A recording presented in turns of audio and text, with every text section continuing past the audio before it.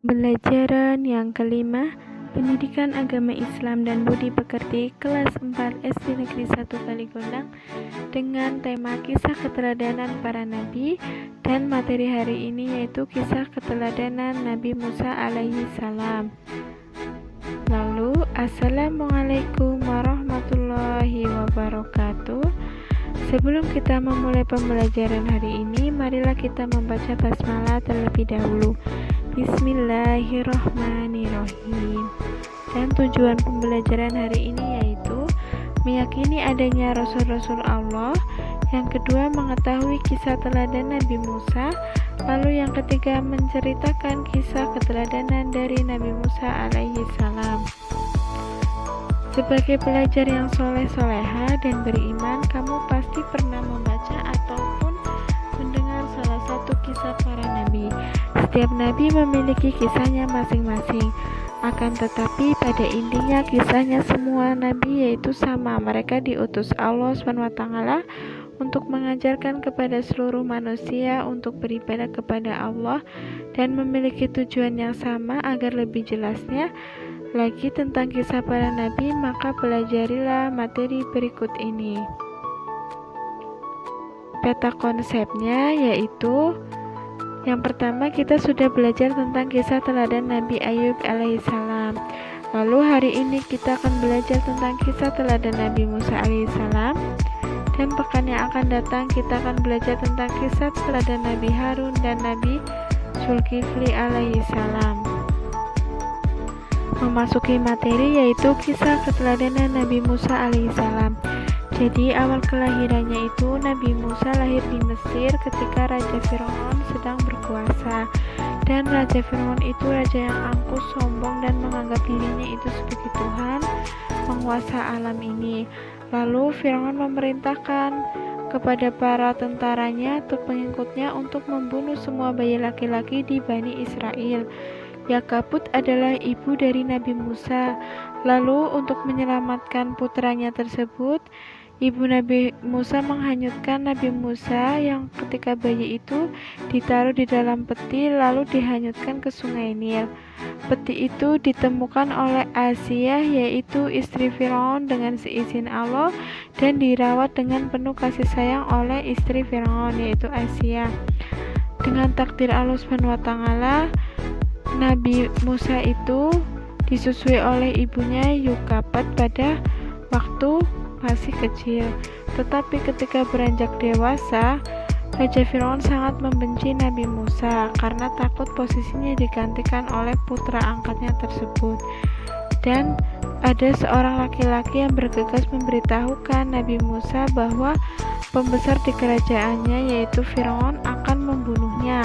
Setelah itu Nabi Musa berpindah dan pergi ke kota Madian untuk melindungi dirinya dari kejaran Raja Firaun.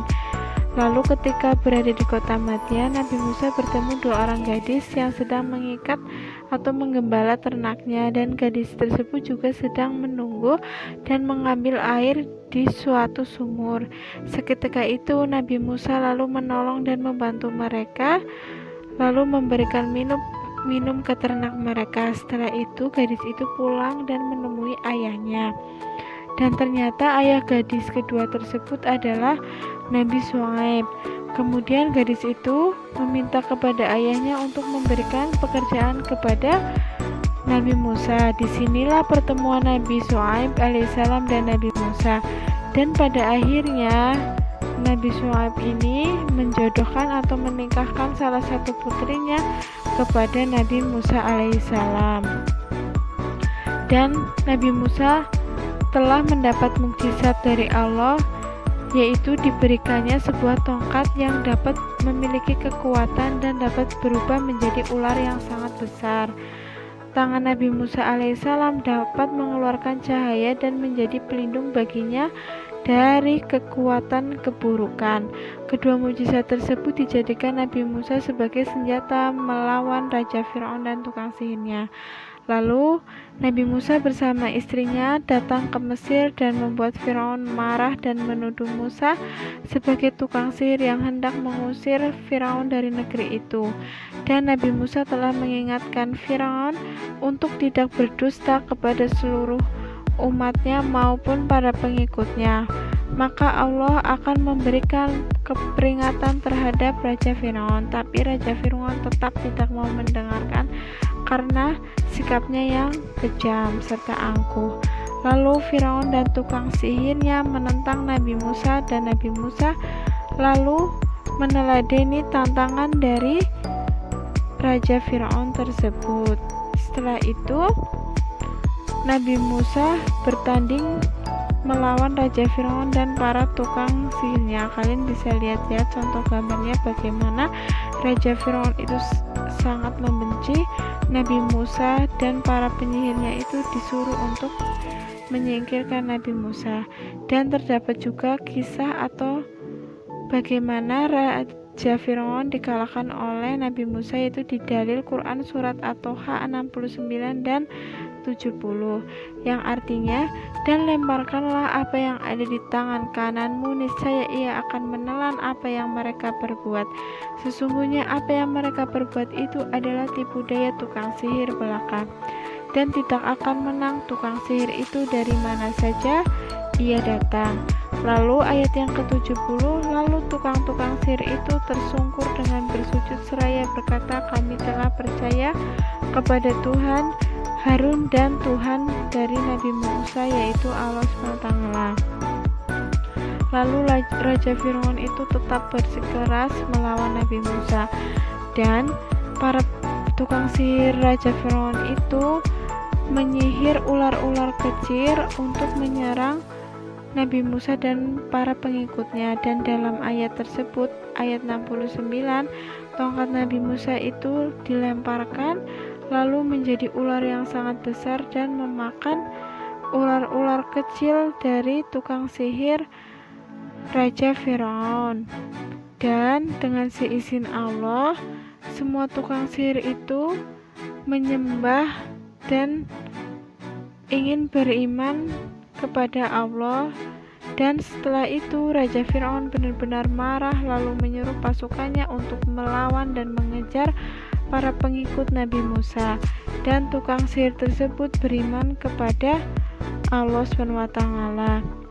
Dan disitulah terjadi tragedi yang besar. Raja Firaun mengejar dan melawan Nabi Musa hingga mengejarnya ke Laut Merah.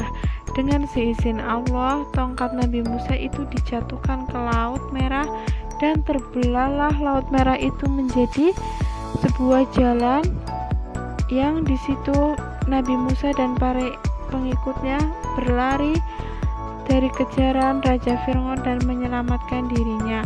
Lalu seketika itu, setelah para pengikut Nabi Musa selamat, lalu seizin Allah, Allah mengembalikan Laut Merah itu dan menenggelamkan Raja Firaun dan para pengikutnya.